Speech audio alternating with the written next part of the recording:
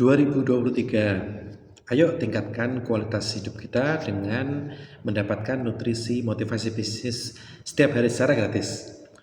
Oke, kali ini kita akan membahas mengenai suku bunga ya, suku bunga.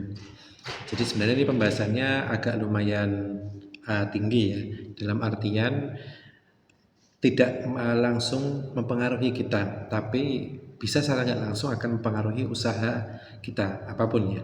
Karena suku bunga ini adalah nilai value yang dikeluarkan oleh bank ya, bank sentral atau Bank Indonesia terhadap perekonomian suatu negara. Jadi kalau di Indonesia ya berarti Bank Indonesia, dia yang akan mengontrol kapan naik, kapan turun dari suku bunga. Nah, imbasnya kemana kalau suku bunga itu naik dan imbasnya apa kalau suku bunga turun? Jadi pertama kita akan bahas dulu ketika Bank Indonesia itu menaikkan suku bunga. Ketika Bank Indonesia menaikkan suku bunga, artinya Bank Indonesia itu melihat bahwa pertumbuhan ekonomi di negara kita itu baik. Jadi ketika daya beli masyarakat baik, pertumbuhan itu baik secara makro ya, secara makro, maka pemerintah itu semacam take profit ya, mengambil keuntungan, menjaga agar daya belinya itu bertumbuh tapi tidak terlalu tinggi gitu ya berarti. Jadi take profit dengan cara menaikkan suku bunga.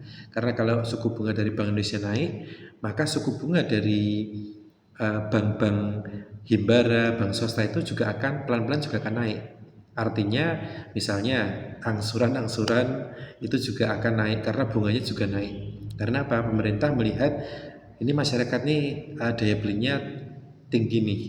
Kemudian pertumbuhan ekonominya naik nih. Walaupun memang data ini data yang memang sangat makro ya. Jadi kadang enggak sih, di masyarakat juga banyak kok yang yang daya belinya turun, yang susah nyari uang gitu kan.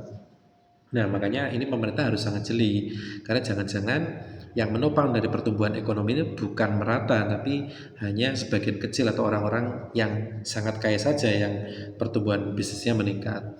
Nah, sebaliknya suku bunganya turun, artinya masyarakat daya belinya rendah, kemudian semacam masyarakat itu dirangsang, distimulasi agar belanja, agar tidak menahan uangnya di tabungan gitu kan. Jadi biar perputaran ekonomi, perputaran bisnis itu bagus.